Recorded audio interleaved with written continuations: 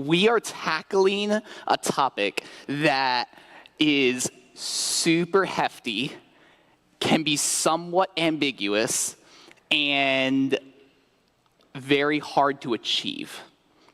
And if I'm being honest, there is a bit of me that is a little reluctant even to be on the stage with you all and sharing, hey, here is my own learnings and studies and searchings on how do you work on equipping your leaders and working towards a pipeline of leadership development. There's pieces of me that would like to say I have a little bit of knowledge on the topic, and then yet also I know that there's been, in my own life and leadership, there's been, with some successes, there's also been a lot of messes, ups, and failures. And so why I know I can speak a little more confidently tonight is because I've alluded to in the emails, if you've seen them if you've through registration, but there's two books really that are driving the contents for tonight, and I'm going to have them down here if you ever want to come pick it up, peruse through it. But really, I'd say about 80% of the content is really deriving from both of these books. And what I did is I read both of them, I studied them, and I extracted some of the best principles that come from these two. So to kind of put them up on the screen for you is it's Empowering Leadership by Michael Fletcher.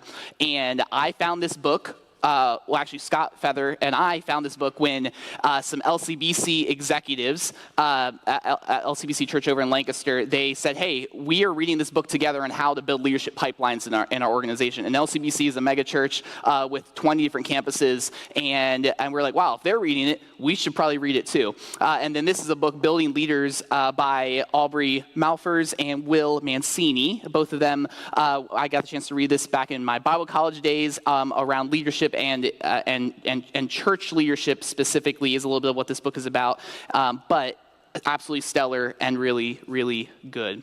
So I am delighted to be with you all this evening. It's going to be a fire hose. Are you ready for a fire hose? I feel like I say that almost literally every single seminar. So maybe I should change something, or maybe I shouldn't. I'm not sure. Maybe you love it. I don't know, but it's going to be a great time. Are you ready to lean in together and learn together? Awesome. Then let me pray, and then we'll jump right in. So Jesus, we are thankful for this opportunity for learners and leaders to sit in a space, to think, to be challenged, and to reflect. Our heart posture is to glorify you with our leadership. You are the giver of all good and beautiful and perfect things. So thank you for the gift of leadership. And as we take this time to apply ourselves and to think critically, may we be present with you as you are so present with us. May we be present with each other around the table and in this space, and seek to learn from one another as well. We give this time into your hands. Use it as you see fit. In Jesus' name, amen. All right. Well, hey, for those of you who enjoy a bit of a roadmap, I would love to share with you where we are going tonight. There are 6 main boxes and points that we're going to be hitting and crossing over. We're going to talk about the elephants in the room. We're going to define our terms. We're going to talk about culture. We're going to talk about obstacles. We're going to talk about building blocks. And then we're going to go back to culture and talk about its consistency. This is our roadmap. This is where we are going this evening. And culture's in there twice because it is going to be a massive piece of what we need to talk about and how we need to understand the idea of equipping leaders, the idea of developing people in your team, your organization. Oh, also, and let me say before we really dive in, is that you may be in here and you may be a leader or a manager of X amount of employees under you. I am so glad that you're here. You may be just a team member, and I don't really say just a team member. You may be a valuable team member and you don't really manage anyone or lead anyone explicitly per se. I'm thrilled that you're here. You may say, I don't really know if I'm actually a leader or not. I'm glad that you're here because no matter what, there is something to gain and to learn from our conversation and from what does it look like to be a part of an organization, a team, a unit that is about furthering the mission, the vision, the values of the organization, and as Jesus followers, that we would say, following the mission and vision of Jesus and letting that permeate through our teams and our organizations and our DNA. And so there's hopefully going to be a little bit of application for anyone in any tier or leadership level tonight. But I will say that there is probably going to be a hair more leadership application for the person who has maybe the employees that they're leading under them or a team that they are directing or guiding on the daily. There's a chance that there may be a little bit more application for that individual, but there still will be tons to think about as we go through our time. So let's talk about the elephants in the room. As we begin, this is a question that I've heard over and over again, whether by reading, whether by articles, whether by in person, the question that is regularly asked: how do we train better leaders faster? We live in a world of expediency. We live in a world where Amazon 2-day shipping or even overnight shipping is a thing that we want to get things faster and now. And the same thing that we want from our leaders. We see someone who looks like a prospective leader. We see something within our leadership, and we're like, I want to get that and achieve that milestone marker, leadership trait now.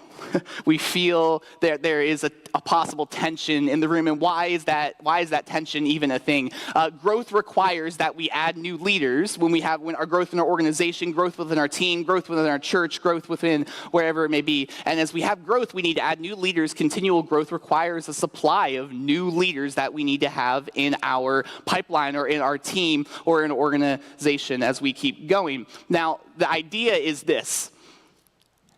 If you use, an idea I want to submit for your consideration, if you use the character, chemistry, and competence metric for hiring staff, meaning those are some of the three primary things that you are focusing on when you try to hire staff, it almost inevitably makes sense to hire exclusively from within the organization, not outside of the organization. And I would even say you should underline that word within. Now, this is this is not an absolute. This is not something that I would say, oh my goodness, if you hire outside the organization, then that's a failure, and that is bad, and that's not good. No. In general, this is a principle to say if you're looking for character, competency, and chemistry, there are those three things way more times than not will be found within your team. Now, the caveat is to say, if you have a healthy team, or if you have a healthy organization. Because if you don't, then there's a decent chance that you might not find what you are looking for because maybe there's something wrong, and we're going to talk about culture in just a few minutes. But why is this a part of, why would I submit this for our consideration? There's a couple of reasons why. Number one is because you know what you're getting, strengths and weaknesses, when you hire from within. If someone has been within your team for years, or someone's been within your church for years, or someone's been within your organization for years, you know what you're getting, strengths and weaknesses, when you are hiring someone or raising someone up into a next level of leadership. Again, that could be good and bad, but you know exactly what you are getting. Here's another thought for you. Skipping the team member development process and just hiring explosive and raw talent can work, but it's not nearly as effective long term. For those of you who are sports people, I'm a big baseball person, and I think about the idea of free agency within baseball. Free agency is that when someone's contract is up, they can go anywhere they want with a team that wants to sign them on. And free agency is something that didn't really come around until 1975. And in 1975, teams started to their individuals were declaring themselves as free agents. Teams were picking them up. Well, what were teams trying to do? They were other teams. They saw, wow, this person is hitting amazingly, an amazing defensive player, an ace of a pitcher. We're going to go pick them up as raw, explosive, superior talent. We're going to bring them into our team for what? Hopes that their team is going to be better. Because it can make sense that is what we are going to do. Any Cardinals fans in the room? Baseball Cardinal fans by any chance? Okay, this is good actually, because then you won't fact check me. And actually I had it written down because I was like, honestly, I don't want to get this wrong. Let me actually pull it up. Nope, wrong one. That's what happens when I'm not fully prepared. There we go. Okay. So it was in more of the early 2000s when free agency really started to explode in baseball, and teams just buying players for lots of money, lots of raw explosive talent. The Cardinals didn't have a horrible team, but they also didn't have anything great per se in the early 2000s. Well, they made a decision themselves of like, hey, instead of going after purchasing raw explosive talent, we're going to start building up our farm system. And what's a farm system? It's a minor league team that they own of players that they're going to start developing young and developing in their culture, in their ways, in the ways that they can kind of bring them up into the system so one day they can actually be brought into the Major League Baseball. So here is what actually ended up happening. 2015 now, about 12 years later, of them really starting to develop a farm system very intentionally. In the middle of the season, April 29th, the Cardinals took the lead with the best record in baseball. And they didn't relinquish it through the rest of the regular season. Here's the interesting part. Some of their best players kept on getting injured, actually, in the month of May and the month of June.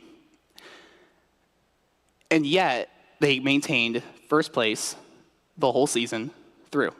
How did they end up doing this? Well, because they built up a farm system, they could keep calling players up. Someone gets injured, you fill in the spot.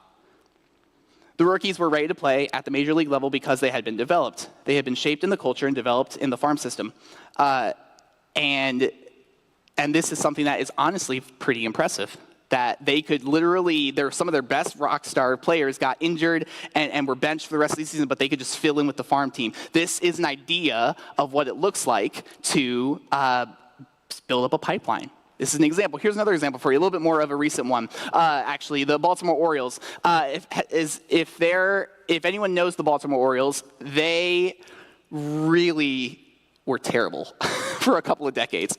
And they used to be incredible for years and years and years and years and years and years, and then they were horrible. And now all of a sudden they're doing phenomenally the past like 3 years. And in 2015 or so, they did the same thing. They started building up a farm system. And then all of a sudden they went from one of the worst records in baseball in 2018 to one of the best, one of the rivaling records in 2019, 2020, and now they are continuing to rival for first place for the past couple of years. And this concept of what does it look like to build from within, usually it is a slow build. It is not something that can happen as quickly as we would like it to happen. And it's this concept called the upward draft. The upward draft. And the upward draft is simply this. When a team member fills a key leadership role, they get promoted, someone gets demoted, someone gets fired. Like when someone comes up into a role, the change creates a vacuum of sorts and pulls other leaders up to fill the former position. And it creates kind of this upward trajectory and this upward motion. And a leadership development culture feeds off of the excitement created by the upward draft. Now, can the upward draft create entitlement? Absolutely. Can it create pride? Yes. Can it create jealousy? You better believe it can. So there is a tension and a balance that needs to be held in this. But the concept is that if you are continually trying to develop people to the next level of their leadership capacity, to the next level within your organization, creating more space, it's gonna create an excitement of, oh my goodness, like I want to be developed too. Oh my goodness, I want to get promoted too. Hopefully for the right motives and reasons. We'll talk about that later. But there is an energy that starts to drive and swell and build. Now the problem with this is that it takes a ton and ton and ton of time. Almost as if it's kind of like raising kids. It takes time. It's slow. It's painful. But if you put the time and the nourishment and the intentionality into it, hopefully, if you have a kid, they grow up to be mature, well-rounded, because all the time that you've nurtured and poured into them. The same is true within the organization. But that's why so many organizations don't do it or just don't do it well. So then going back to this idea, you can't rush character, chemistry, and competency. That is not something, friends, that we can rush. So many of us want to rush that part. We want to impulse hire because there's a need. We want to fill this position because, oh my goodness, this stuff over here is swelling and there's so many good things happening. We need someone to help fill this role. Let's just fill the person with the most raw and explosive talent. Can that work? Maybe. But what if they're not the right fit? Maybe what if they don't have the right chemistry? What if they don't have the right level of personality fit within your team? And I'm not sure if you've ever been on a team before or if you've been on a team presently where there's been something that's happened, whether it's someone getting promoted, someone getting demoted, someone who's been brought on the team, and you're like, man, are they the right fit? Now, am I saying that it's always because that was an impulse hire and you tried to hire raw, explosive talent? No, that's not what I'm saying. But there is something, you have to sift through it, analyze it, and say, okay, are we rushing these pieces specifically? If you're not, more chances than not, you're going to hire a good person or develop a good person. Are you looking, here's a question I ask you, are you looking to find volunteers, grunt workers, or are you looking to build people? We are tempted to simply find people to fill the slots to feed the machine. We don't have the time to build people again because building people is messy and it takes time. So again, before we go anywhere else, I'm trying to kind of call out this elephant in the room.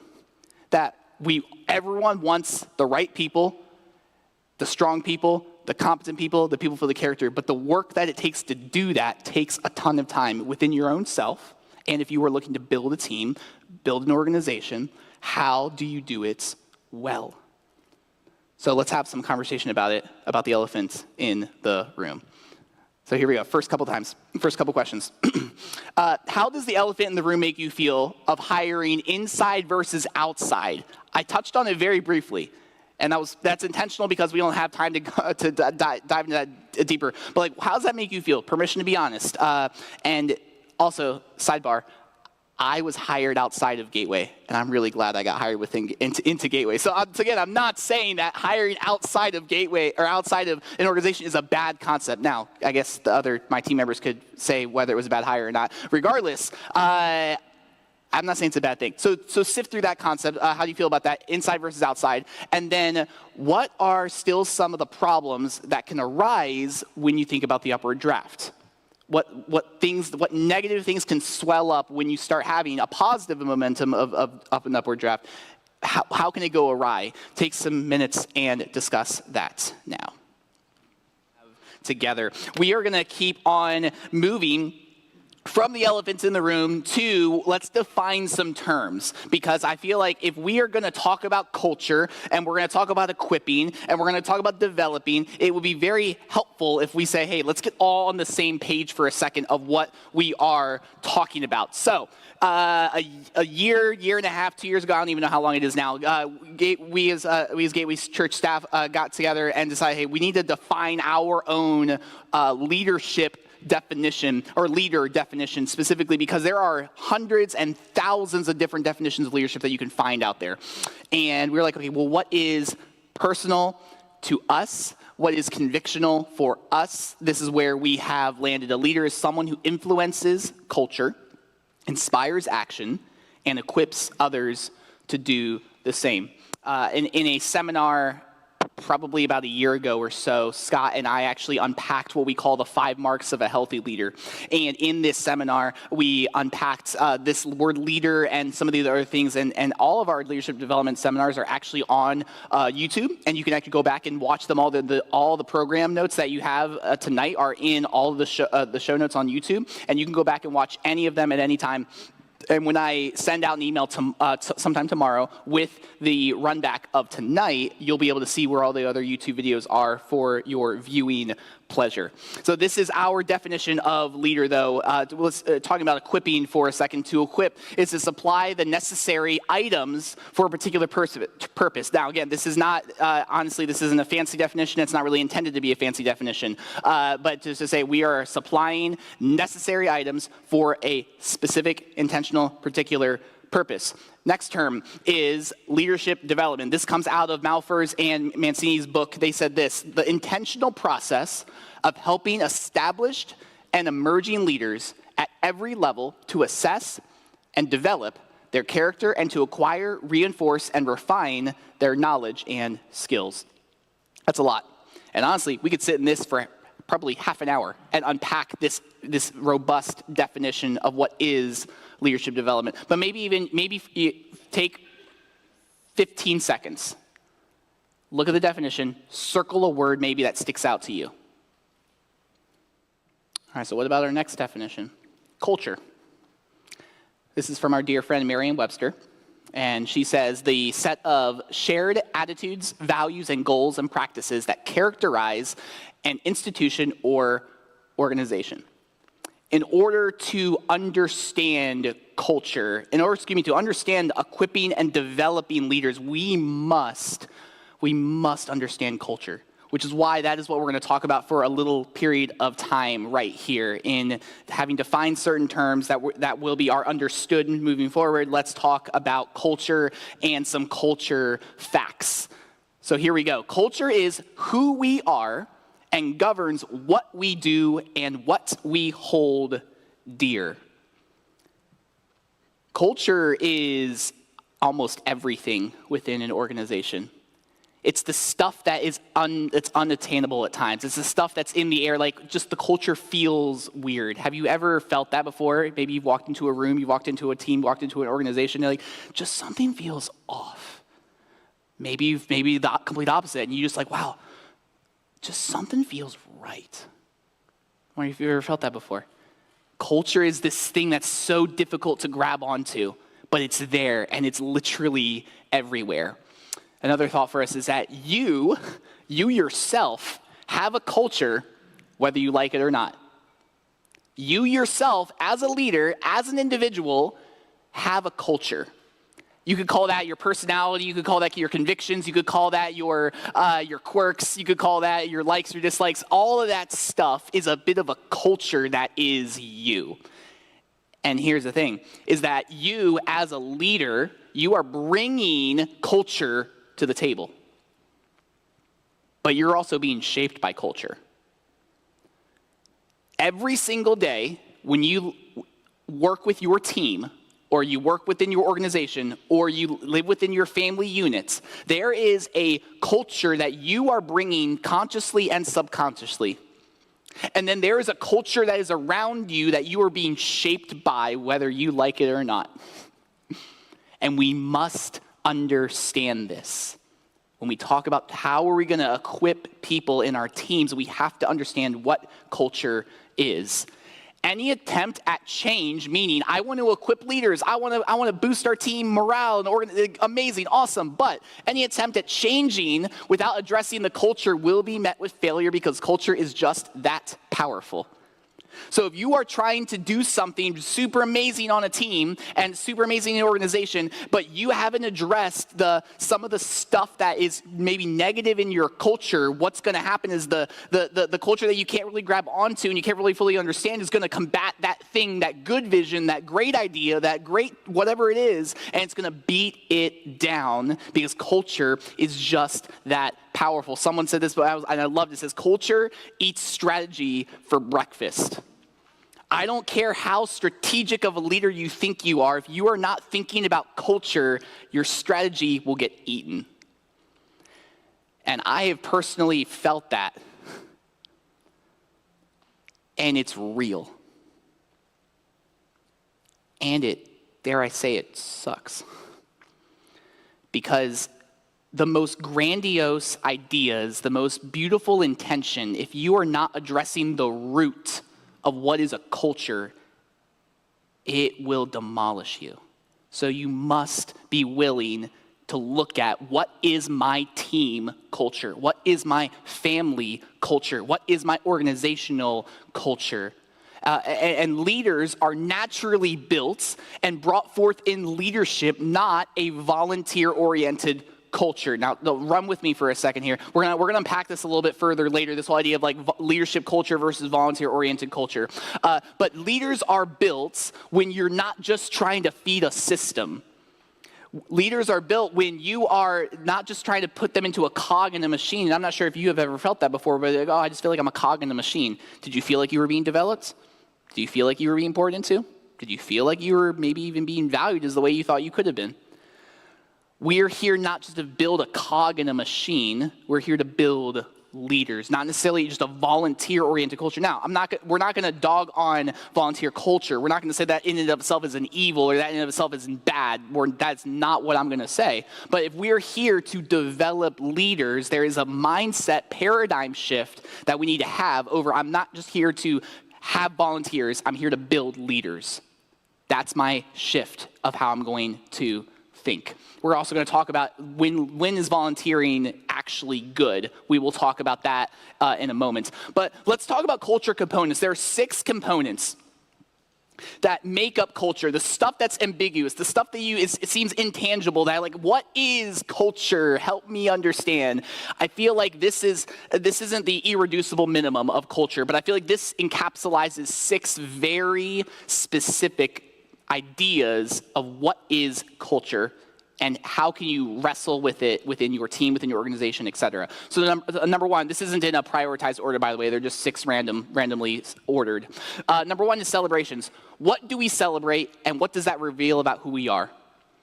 What are the things that you celebrate, that you applaud, that you encourage, that you give awards to, that you promote, that you put in the emails over, you announce in staff meeting? Like, what are the things that you celebrate? Because what you celebrate usually gets repeated.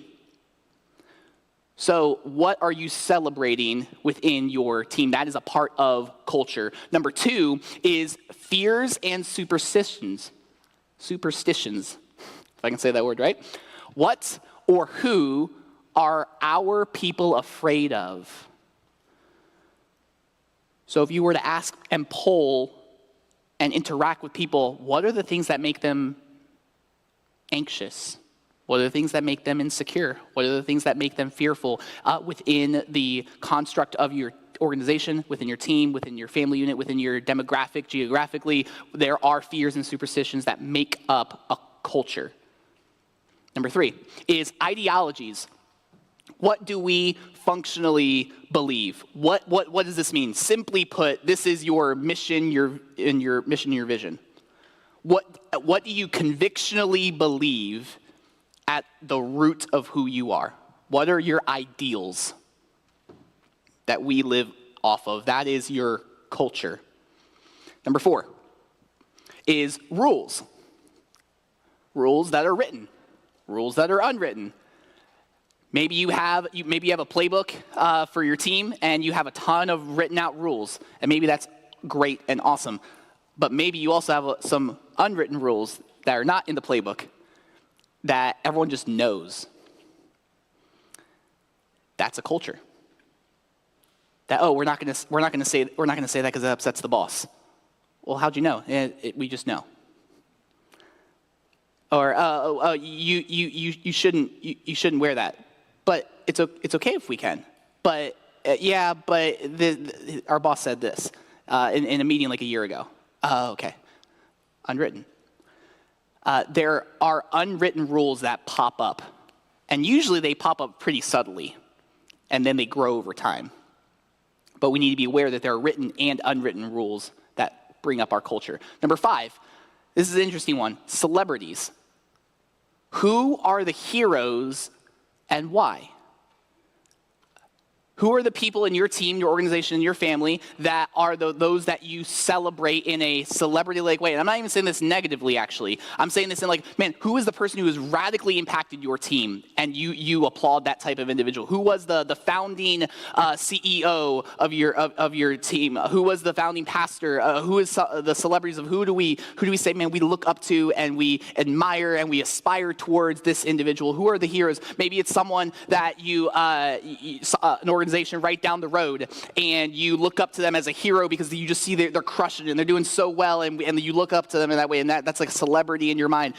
Every team has celebrities, whether it's in their team, before their team, across the country, across the ocean for that matter, that they look up to. Who are they? That is going to feed into the culture, even if they're 5,000 miles away. Number 6 is actions. What are the stakes in the ground of we do it this way? In a word, this is like your values and the praxis of those values. The daily grind. what is happening every single day. And we do it this way. And the team just gets it. These are our actions. And that's culture. So these are the 6 components that make up culture. Now, again, you could sit here and say, yeah, but I think also this is you could probably be right. There's another word or an element that makes up culture that you could probably think of. But these are 6 that I want you to think on for a few minutes, 5 minutes to be precise, actually. Because here's what I want you to do, is I want you on your own time, not on your own time, by yourself, right now, you're going to write down 2 to 3 elements of your team, of your organization, of these 6 components. Now, it can be positive. It could also be negative. So it's an opportunity for you to be honest to yourself, and maybe it goes somewhere else another day. But I want you to take some moments to reflect. How well do you know your culture? So take 4 or 5 minutes and do that right now. So we're gonna bypass culture for a moment, and we're going to come back to it later on because it is just that important. But for right now, we're going to move into obstacles of developing leaders. And in this section, we're going to kind of cruise through it a little bit more quickly, as you can tell in your program guide. It's not even that long anyway. So allow me to move fairly swiftly through these 7 things of what are obstacles that get in the way of developing leaders in your organization, in your team, etc. Well, number 1, it just simply could be the leaders' incompetency or their lack of knowledge, and that might not necessarily even be like oh my gosh, that's horrible. It's just a matter of fact. Maybe they don't have the tools in their own tool belt to be able to equip and build up and raise up leaders, so on and so forth. So that's just something that the leader needs to ask yourself, do I have the right tools in my tool belt to equip and to develop leaders within my team and organization? Number 2 is the leaders, existing leaders' need for control. Okay, honesty hour. Raise your hand if you like control. 2 hands up for me. We love control.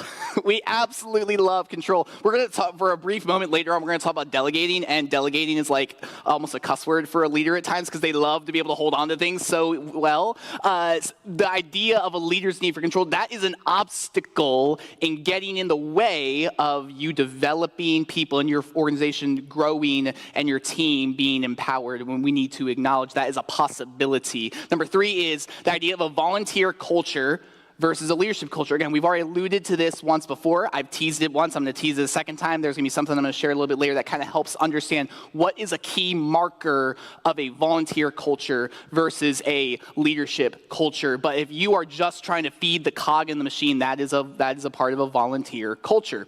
And so that is an obstacle in the way of developing leaders. And it even could be a tyranny of that urgency of it has to be filled, the slots have to be filled. That's real. I'm not like unvalidating that concept, but if we are driven by that constantly, we're not going to have as much opportunity for margin and growth in our team. Number 4 is, yikes, not everyone's a leader. Now, I will not die on this hill. Because someone can say to me, Tony, everyone's a leader. And I will say, okay, at the end of the day, and I will not fight too hard on this one. So just hear me when I'm saying that. But if we go back to our definition for a second, a leader is someone who influences culture, inspires action, and equips others to do the same. There are some people that are wired that they are not necessarily people who say, yeah, I want to go out and influence culture, and I want to go and I want to inspire people, and I want to go and equip others. Some people are just not wired that way. Is that wrong? No. It means that they are just different. Like personality. There's no personality that's better or less than one other. They're just different. And so some people, if you have every single person around the room is trying to influence the culture and inspire action and equip others, what are you going to do? Or what are you going to have? You're going to have a war in the room. So you need to have people, either A, that know their place, they're a leader, but I know my place in this moment and I need to be a follower, or there's people who just like being followers. And that's okay. And honestly, that's beautiful. So does everyone have influence? Yes. and there's where I would parse it. Does everyone have influence? Yes. Is everyone a leader? I wouldn't necessarily say yes to that question. But again, you absolutely could. You could duke it out with me, and you would probably win. Just so you know. Just saying. Okay, number 5 is that there are inadequate resources. And this isn't even, again, this is a problem, but it's not like, oh my gosh, there is sin in the room. It's like, no, we don't have the money. We don't have the talent, the raw talent in our midst right now to be able to make this happen. There could be inadequate resources at your disposal to be able to develop leaders, and that is something that needs to be addressed. Number 6 is that you are too task-oriented.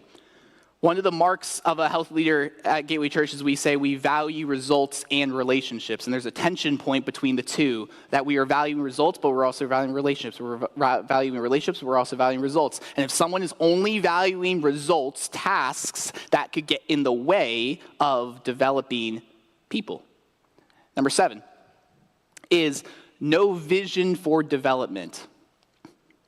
This can kind of be almost like a sub-point of number 1 of number 1 in some sense, but in another way, just say, hey, maybe the leader doesn't have that vision for it.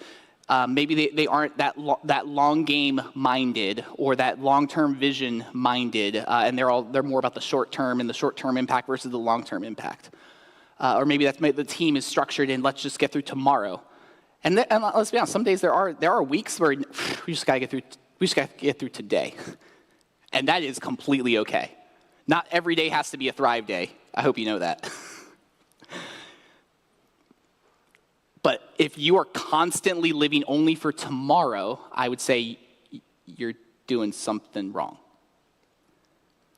And that's going to get in the way of developing people because you're only thinking about tomorrow, the short game. So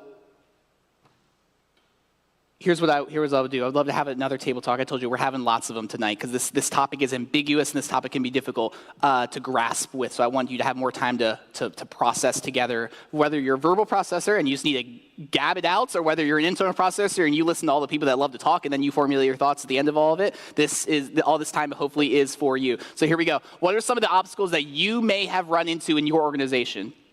Team and your lane of leadership. So from those 7 obstacles, let's be honest for a second. What have you run into maybe that has stifled the ability to equip and empower and develop leaders? And what does this say about your possible culture? And have a moment of honesty about that. Take a few minutes to go ahead and do that right now. Okay, so we have talked about the elephants in the room. We have talked about defining terms. We've talked about culture. We've talked about obstacles. Now, an hour in, we are now going to start talking about how do you actually start building culture. But as we fire hose into these 4 building blocks, you need not forget everything we just talked about. Because if you forget it, the building blocks will crumble. If you forget that foundation, it will not go well. So here we go. Building block number 1. And it feels a little anticlimactic. But here it is. Building block number 1 is grace. Now, I'm not even talking about the grace of Jesus Christ. I'm talking about the traits of graciousness. Let's go there. People grow best in a grace-filled environment. 2 seminars ago, I think it was in November, Ashton Beers and I got the chance to talk about this topic called psychological safety. And in that 2 hours, we just unpacked what is this ethereal topic of a psychological safety and how does it permeate into the workspace. It's a culture topic, and if you want to go back and listen to that seminar, I would highly recommend it. But I'm going to give you a teaser of a couple of things that we addressed which is one of these things. Amy Edmondson, who's a Harvard business professor, says that psychological safety is a belief that the context, the organization, the team, the dynamic is safe for interpersonal risk-taking, that speaking up with ideas, questions, concerns, mistakes will be welcomed and valued. That is what Amy says is psychological safety in a nutshell. There are two pillars, like a ladder, that are the ability to climb the ladder of graciousness and success and equipping in your team. Well, first off, on the left rung of the ladder, you need to have environments of grace or graciousness. What is that? Most people know, again, it's a culture thing. So I'm trying my best to take this ethereal thing, this intangible thing, and bring it down so that you can see it and understand it as if it was tangible. Most people know an environment of grace when they see it. They simply point to the results. People feel safe, they grow up, they trust each other, they live authentically, they celebrate others, they laugh a lot, and they produce better. That is what psychological safety and environments of grace looks like. But it's not just environments of grace. The other side of the ladder is relationships of grace. And relationships of grace is this idea that this equity between each other, that we just trust each other. We are not skeptical of each other. We are not cynical toward each other. We are not competitive in an unhealthy way toward each other. Without a high level of relational trust and vulnerability, grace-filled relationships cannot be fostered. And within a space of grace, we talked a lot about the idea of failure and how do you wrestle with failure. But I think a mantra that needs to be understood is this idea that if people aren't free to try and fail and try again, then the atmosphere of discovery is short-circuited. In that case, only the boldest and most winsome people will try something new. If you want teammates to grow, and if discovery is always the first step, then people have to feel safe to fail. Where the mantra is that failure is not fatal. And the question I would ask is, within your team, within your organization, within your family, is this a real thing? Where someone can mess up and it's not the end of their life. And they can learn from it. Now, there obviously is gradual intensity of what a failure could look like. I understand that. And there's varying levels of consequences for what someone can do. I understand that. So can a failure lead to a termination of someone's job? Yes. Is sometimes that the most appropriate move? Yes. But we're not talking about that type of failure. We're talking about the day in and the day out, the smaller things that happen. And is that a reality within your organization, that failure, there's a freedom to fail even? So here's another thought for you. To create a toxic culture. So if you're like, hey, here's what I do to create a toxic culture, here's your answer. Leaders lead out of the following things: legalism, insecurity, control, fornication, micromanagement, classism, or fear.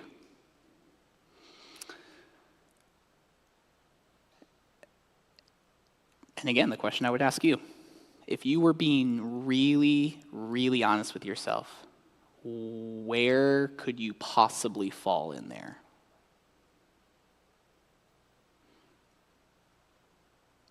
Because again, you bring a culture, whether you like it or not. And your stuff, your baggage, your unhealthiness could be contributing to the culture that you are not liking. Well, let's flip it though. What makes a healthy, incredible culture, a life-giving culture? Leaders lead with or out of the following: believing more for others than they do for themselves. Forgiveness, generous, create an environment where failure is not fatal. High but clear expectations, shared wins, honor, focused vision, clarity on the win. So in a positive way, I'll ask, where are you in there? Maybe there are some really good things that you are doing. because this is what builds a life-giving culture. And we need to be aware of that. If we are living with, if we're going to go with the understanding that building block number 1 is grace, what is building block number 2? Building block number 2 is structure. We're starting to build the building of a leadership pipeline, of a leadership structure, of equipping people, of developing people. What does that start looking like? Here's where we start getting more practical. Well, first off, we need to have role descriptions or job descriptions. There's nothing for these next 6. There's no additional notes. So if you wanted to jot additional things down as we go, you can. That's kind of what that space is for. But you must have proper role descriptions, which kind of seems like a no duh. But like, are things spelled out in a clear way? Are boundaries set up? Are things that here's what your job is and here's what your job is not? Like, are there clear role descriptions of the why of why this person is being hired, or why this person is working toward a promotion, or why this person, like, is there a clear answer on the descriptions and the path forward? That is what we are asking when we start thinking about structure, and you find an emerging leader that you want to promote. Okay, what's the description? What's the targets that you are going after? Number 2 is the training medium. What do I mean by that? Are we doing books? Are we doing video training content that you follow this really great leadership guru on social media? Because there's a ton of content already out there that you were just going to use. So what's the medium? Is it digital? Is it in person? Is it lecture? Is it you're meeting with the CEO of your organization once a week for 3 weeks? Once an hour for 3 weeks straight? Are you meeting with different people on your team to hear the heart of the ministry or the organization or the DNA? Are you doing certain things to let this individual that you're trying to build up into the team, build up into the organization, build up for an opportunity? Is there a medium in which you are training them and getting them there? There are an indefinite number of ways that you can train people. But what is yours? And you need to have a clear, identifiable way. Then it's the content itself. Again, what does that content look like? Is it going to be that you have the gateway code that we have for employees? Okay, great. That's going to be the content in which we're going to train people. Is it going to be the code that we have up on the wall that people can walk in and out? See, that's how we're going to train people to think. What is the values? What is the mission? What is the content and the way in which we're going to train people? Do you have a strategy of how you're going to train people? That needs to be present. Now, you need to develop it, you need to solidify it. It doesn't mean that it can't ever change, because it should be willing to change over the months or over the years if something's not working or just it becomes outdated, and you must be willing to update it, which also takes time. But is there a type of training content that you are utilizing and pushing out to your people? Then fourthly, there is the handoff process. And as you have a up-and-coming leader, an emerging leader, someone that you are working towards handing stuff off to them over time, there is a process in which you are trying to do this. And there is something I'm going to share with you. It's this 4 construct model. Number 1, it's instruction. You are teaching them. It's kind of like you sit down and I teach you. And that's perfectly good and healthy and normal. But then it's hey, now you're going to get up, you're going to follow me, and I'm going to model it, and I'm going to show you how this is how you do it. This is why you do it. This is the nuance. This is the reason. This is the stuff that you might not see, but I see it because I've been doing this for 5 years. Whatever it is, there's a modeling in which you are doing. You're bringing them alongside while I do and you watch. And that is and hopefully that's something that is happening, and that takes time, and it's slow. And could you do what you are looking to do quicker if they were not breathing down your back? Yes. But if you're looking to train them and equip them, the long game is you're going to bring them along. Number 3. Oh, wait, sorry. Let me backtrack. Observation. Observation is you are now letting them do it. It's they do, you watch, and you're giving critique. and you're giving analysis, and you're giving encouragement, and you're giving them this attaboy, but also this. And then you kind of step into coaching mode where you're giving them the opportunity. Again, that takes time. Could you do it could you do what they just did in 20 minutes, in 10 minutes? Yes. Could you do what they just did in 2 hours, in 5 minutes? Maybe. But if you are believing that they could be as good as you or better than you, are you delegating and equipping and giving them the opportunity? And are you observing them and watching them? Lastly, you're evaluating them, so which I kind of already just said. So you're evaluating them and giving them the handoff. So eventually, it's not just I watch and you do. It's just you go. I believe in you. Yeah, you report back to me. Don't forget about me. I'll keep you accountable, but there is a handoff process. So the question is there any type of handoff process that's happening in your organization and in your church, in your family, etc.? It takes a lot of time. And then how are you cultivating clarity? This is the third mark of a healthy leader that we have at Gateway Church, that you are cultivating a level of clarity within your team and within your organization, that you are speaking the vision and the mission, and you're speaking the vision and the mission, you're speaking the values, and you're speaking the things that is the culture that you want to see in this person, the chemistry that you're applauding, and the things that you're kind of slapping them on the wrist because that's not really what we do here, and you are cultivating that clarity over and over and over again. Almost to the point where you're annoying. I sat with a student yesterday, and I used the word vulnerability, and he said, and he's like Tony, like, that's like, I hear you say that word like every single week. And I'm like, yeah, because I believe that much in that word, and I'm trying to cultivate that clarity. So what is that stuff that you're just trying to cultivate over and over and over again? And then lastly in this segment is this idea of team building, is that once you have leaders that you are developing and you are equipping and that you are delegating out to, how are you now bringing team members together to be unified and in some sense, yes, I am kind of talking about cheesy team building exercises. I am slightly talking about that, but I'm not only talking about that. I'm talking about how are we sitting around the table and sharing wins, and how are we talking about the things that need to improve, and how are we learning of each other, not just talking work, but we're talking family as well, and we're doing life together in that type of way. And that's stuff that it takes lots of time to do, but it's worth it when you are looking to equip and nurture and build into people. That is what you are trying to do. Okay, at this table talk, I'm going to give you time to talk, and then we'll go and take a couple-minute stretch break. And so let's talk about these questions. What prohibits grace in your specific workspace? Vulnerable question. Where are you personally stuck in the structure process? So you can choose your own adventure. You can go to question 1 or question 2. It doesn't really matter. But where are you stuck, or what prohibits grace in your environments? Go and tackle those 2 questions. There are going to be some things I'm going to more briefly hit because there is just a lot that we need to unpack in these final 2 building blocks. Building block 3 and 4 is absolutely pivotal for us to understand. So here we go. We are jumping in. We have the building block of grace. We have the building block of structure. And now block number 3 is the building block of people.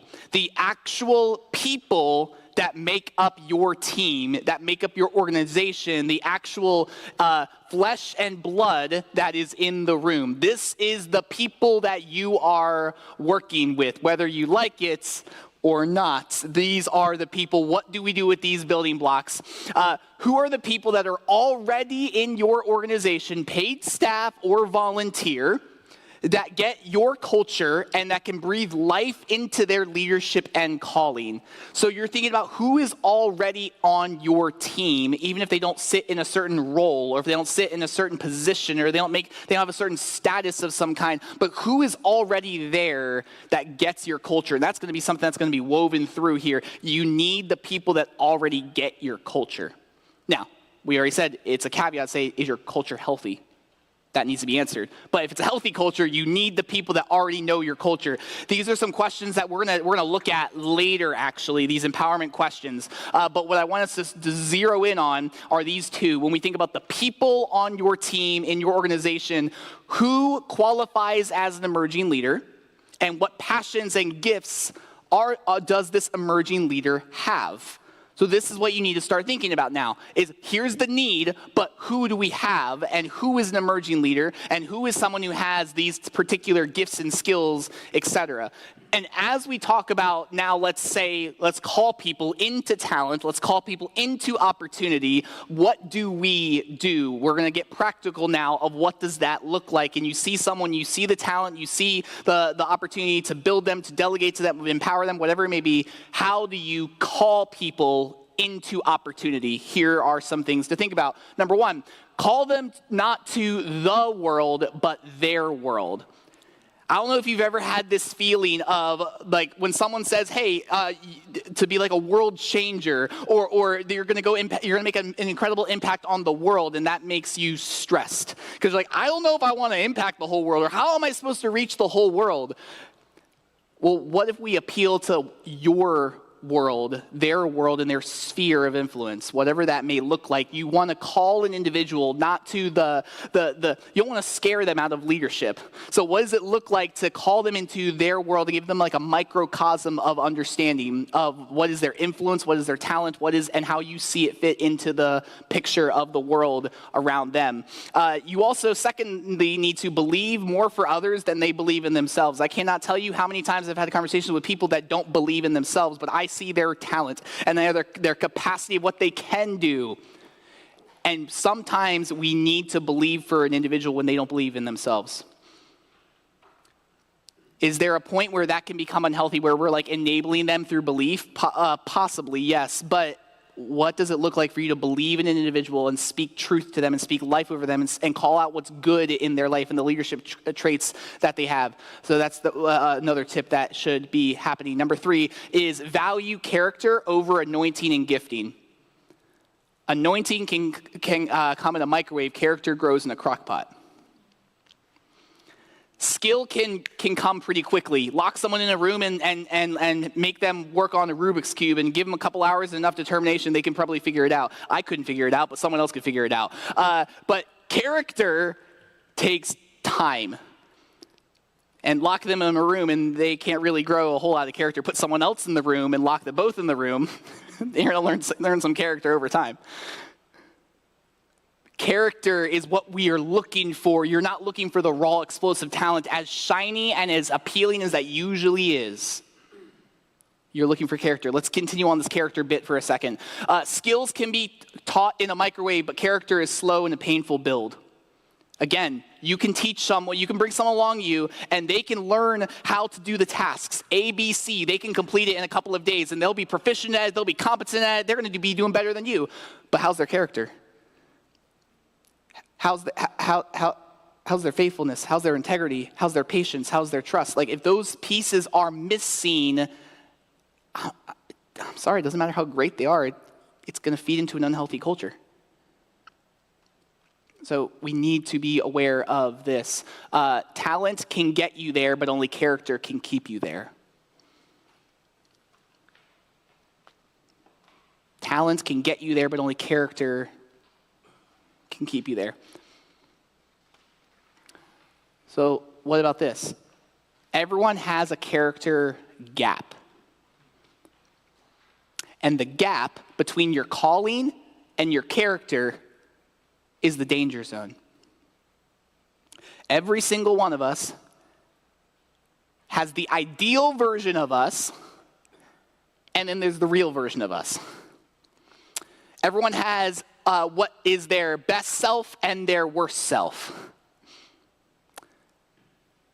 Inside of you, there's a character gap. Inside the person you're trying to develop and form has a character gap. And we need to be very conscientious of the responsibility that someone has and their character, because in that gap can be very dangerous. It doesn't matter how small or large, we need to be aware of Where is the deficiency of character to the level of responsibility that someone has and to the level of task ownership that someone has? We're not looking for perfect people. That's impossible. But we are looking for people who are continuously learning and growing, admitting wrong, are malleable, and this type of person. So taking a self-assessment and where is the gap in the character and the calling in which you have? And how are we focusing on the gap, not in the name of woe is me, I'm a horrible person, though there needs to be a level of humility in play, there of a way of like, I need to close that gap, to work on myself, to live as we would say as Christ followers, living within the character of Christ and living after his character.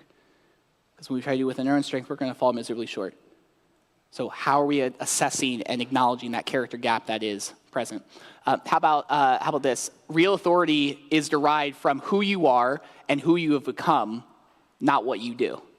Did you know that the weakest form of leadership is leading out of a title? The strongest form of leadership is leading out of your character and your influence. Someone who says, oh, I'm leading you, therefore you have to follow me. That's leading out of a title. Someone who says, wow, I cannot believe I get to follow you. That's someone who's being led out of character. So are you leading out of your character or are you leading out of your title? Something to sit on. How about number 4? Moving on. Tips for calling people. Number 4 is this, we need to call with the right motive. We are looking at an individual, we're staring them in the eye, and why are we calling an individual into opportunity, into leadership, into delegation, fill in the blank. Are we truly building people for the sake of people so that they become all that God is calling them to be? Or are we using this idea as a method to draw people so we can fulfill our own calling and vision? It kind of goes into the cog in the machine concept. It also just calls into what is your motive of why you're doing what you are doing. And we have to be willing to ask the why of what we are doing. And what's our motive behind asking this person? It could be a beautiful, healthy motive, and praise God for that if it is.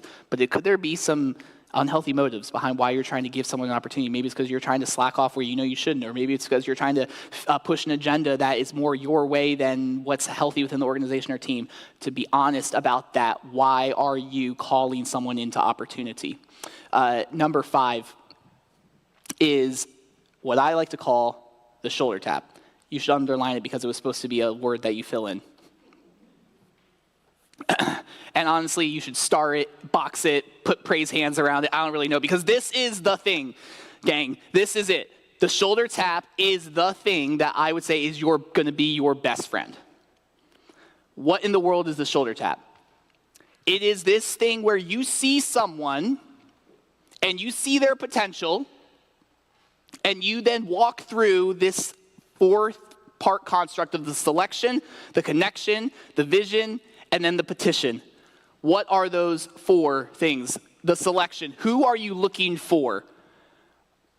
I've asked this question, or like, what's the difference between a volunteer culture, a volunteer person versus a leader person or leader culture? Here it is. Doers versus leaders. Here's the difference. Doers respond to need, which is great. We need to have this. We need to have this fence put up. We need to have this.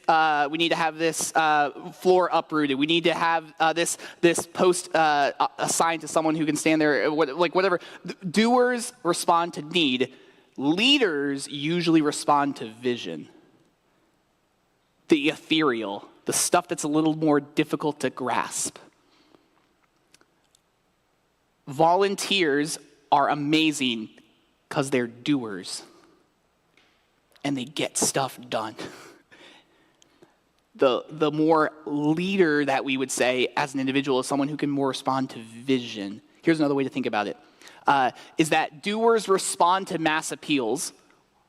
More times than not, leaders like that one-on-one connection and conversation.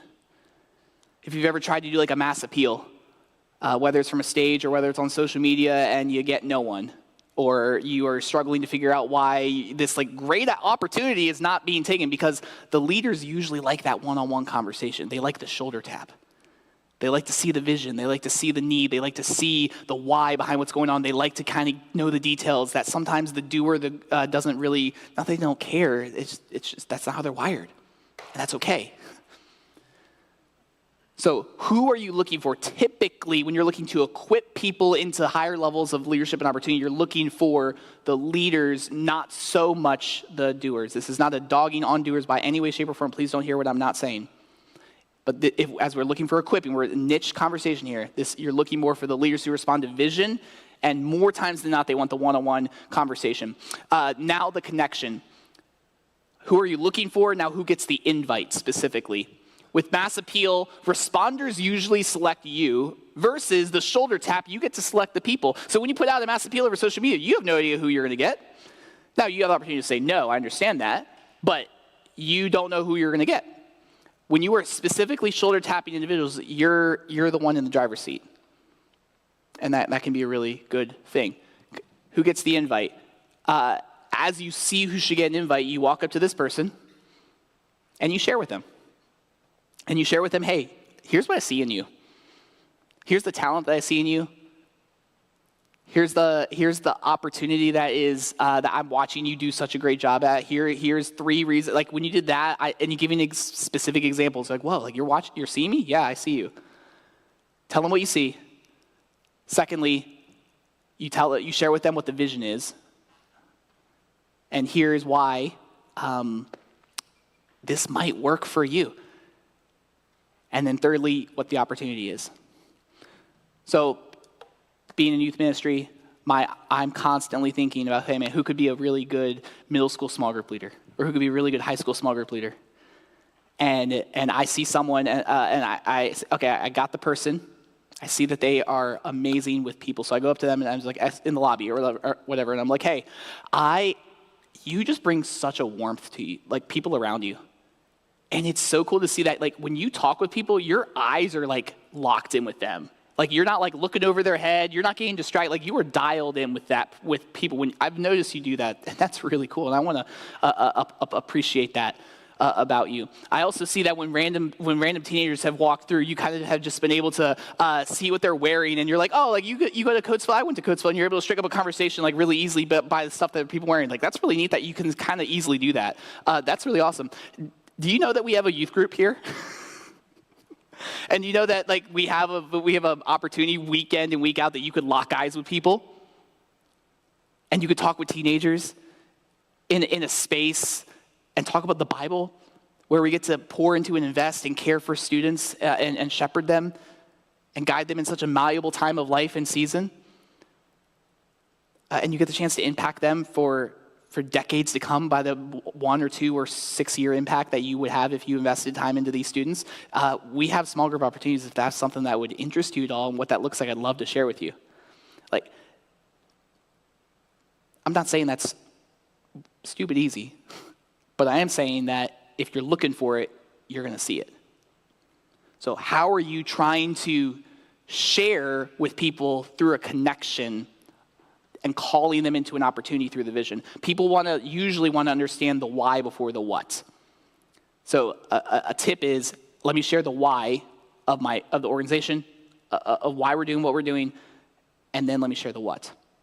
It's really easy to share the what first, of here's the opportunity and here's what we're doing. Well, no, let's share the why first.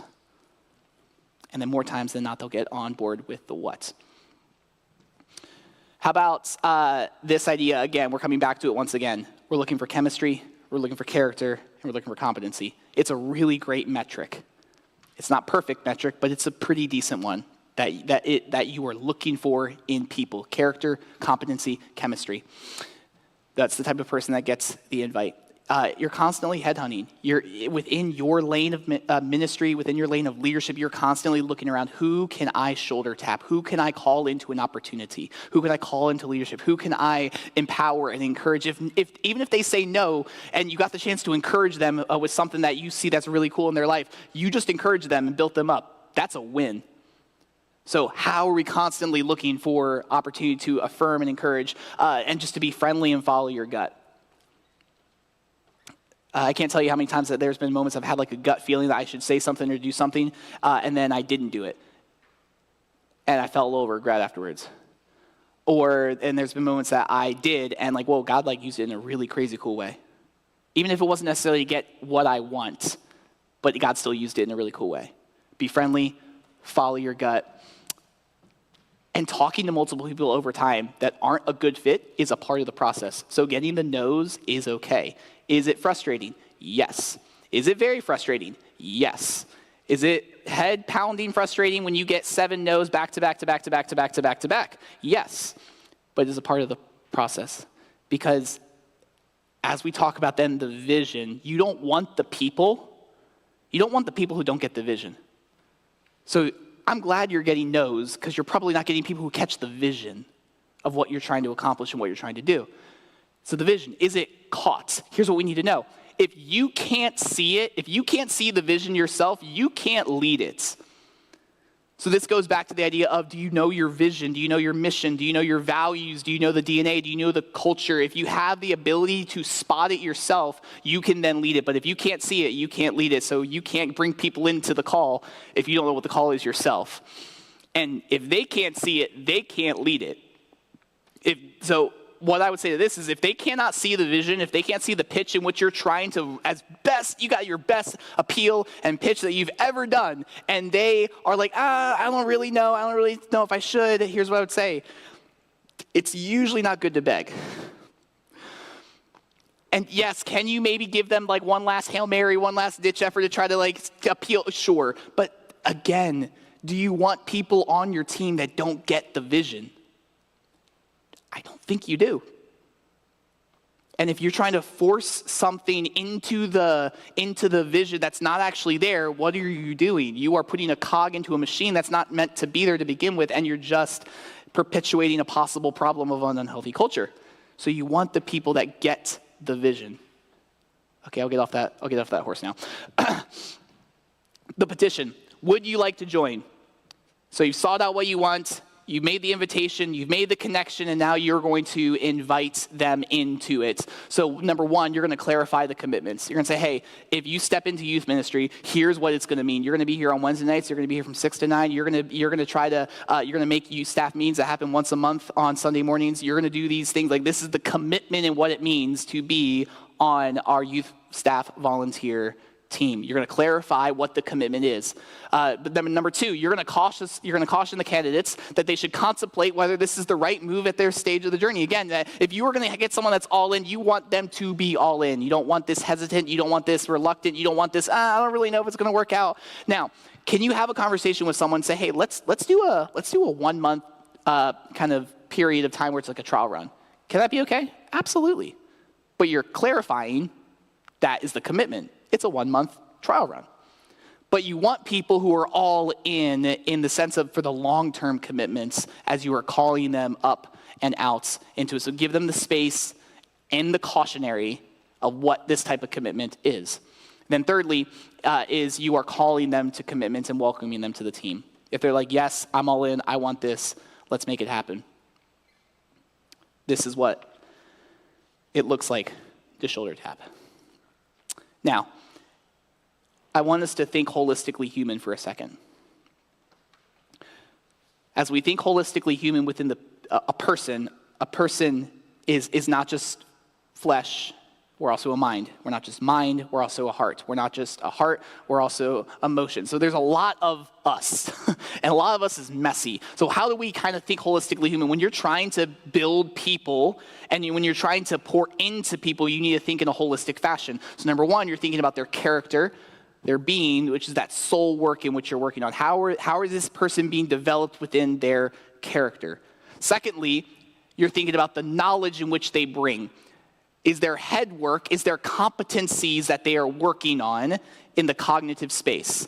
And how are we choosing to think, and how are we choosing to train and think in this way? Then thirdly, the skills, the tactile, the hands of the actual work day in and day out. And then fourthly, lastly, when we think holistically, is the emotions, the feelings, and that's the heart work. If you are going to be equipping people, you got to be thinking in all four of these lenses. You can't just think about their tactile hands. You can't just think about their mind and what they can bring to a table, cognitively speaking. You can't just think about their emotions. Like, you have to be willing to think in all four of these spaces. That's a lot of work. And honestly, it's stressful. But this is the heavy lifting of equipping people. And this is the heavy lifting of pouring into and believing in them and building a leadership pipeline. So, due to time, I'm going to keep going. I'm going to bypass this this table talk, and we're going to go into the fourth one, which is empowerment. We have laid a foundation. We have put the building block of grace. We put the building block of structure. We put the building block of people. Now, let's go and empower. What does empowering people look like? Empowerment is a gradual giving away of authority and responsibility. Authority, I'm in charge. Responsibility, here's the task that needs to get done. Authority, I'm in charge. Responsibility, here's the task that needs to get done. Malfers and Mancini says this: the empowerment is the intentional transfer of authority to an emerging leader within specified boundaries from an established leader who maintains responsibility. So they're giving authority over time while they're still maintaining some type of responsibility. Here's something that we need to understand. Malfers also says this: the heart of empowerment is the transfer of decision-making control over an area of responsibility. Are we looking to empower people, transfer decision-making power? That needs to happen over time. If you are continually holding the power, holding the decision-making authority every single day, then you're not delegating. You're not empowering the way that you should be doing. So are you doing that? There are some alternatives to empowerment, negative alternatives. Directing is the first word, and directing is a good word in general, but we're going to use it in a negative term here. Directing occurs when an established leader keeps both authority and responsibility. Johnny, come up here for a second. I got a jar of pickles. And this is my jar of pickles, and I'm in control of this jar of pickles. I need you to open this jar of pickles for me. Wait, no, hold on. I want to do it. Let me do it. That's directing.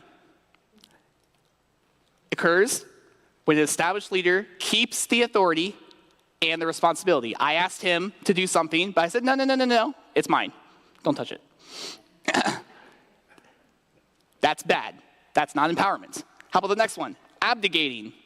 Abdicating occurs when the established leader gives away both authority and responsibility. So Johnny, this is mine. I'm actually in charge of this. I'm supposed to be the one that opens this, but I don't really care. And I actually want you to do it instead. And here you go. Go ahead and open up the jar. Good job. Way to go. I didn't really want to. Yeah, I know, you didn't want to, but I abdicated. It was my responsibility, it was my task to do it, but I said, nope, not really mine. That's abdicating. A leader must know their lane of what is my job and my responsibility to still obtain and hold on to in ways of healthiness. Then thirdly, there's disabling. Disabling occurs when the established leader inappropriately gives away responsibility but keeps the authority. So Johnny, I was told by my boss that I'm in charge of opening this jar. And actually, there's about 100 other jars in the door over there that I'm going to ask you that I was supposed to open up, but I'm actually going to tell you to go do it, and you have to go find people to do it, even if you don't have people that are going to go do it. So go have fun. Go.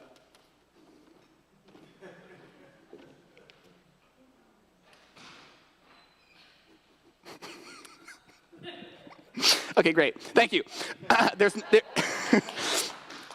You can keep that jar of pickles. So I am inappropriately giving responsibility to him that was supposed to be mine, and I'm also keeping the authority, saying, no, you have to go do it now. That is not good. That is not okay. That's bad. Directing, abdicating, disabling. Those are three versions of the opposite of empowerment that we need to be aware of, that we need to look out for. And are we prone to possibly doing that ourselves.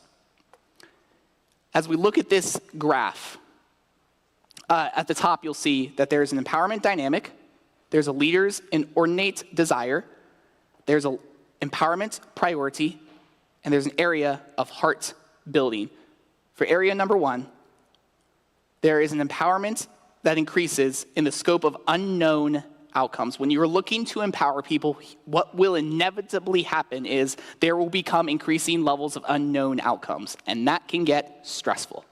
So what happens is the leader's temptation is to control. What the leader needs to do instead in the area of empowerment is they need to embrace uncertainty and they need to live in faith. Does that mean there will be mess-ups? Yes, because we're human, it's going to happen. But a leader must be willing to embrace uncertainty when there are unknown outcomes and relinquish control. Secondarily, when the empowerment requires a sacrifice of short-term efficiency, like we said earlier, you can do something in 5 minutes when the other person's going to do it in 15. Yikes, that's not fun. That kind of is actually irksome. But long-term, what are we looking to do? The desire here is to live in expediency. I can get it done quicker. It makes more sense. Let me get it done now. I get it. Been there, done that, bought the t-shirt. I know how this can feel. But we must be willing to slow down to speed up. And we're going to practice patience as we do it. Thirdly, there's empowerment requires giving away authority that previously provided the basis of personal success. So the thing that you got the attaboys for is now the thing that you're supposed to give away. People don't like that. I don't like that.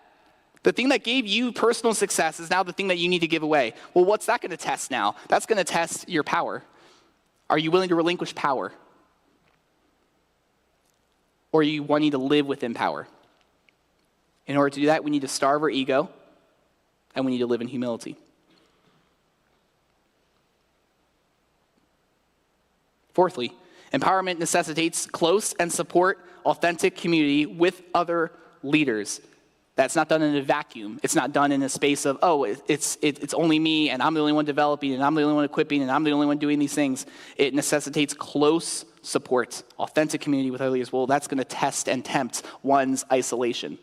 Kind of like, if I don't, who will? My way or the highway? I'm the only one that is competent to train this person and get them to where. Are there moments where you might be the only person that's competent to train a person? Yes.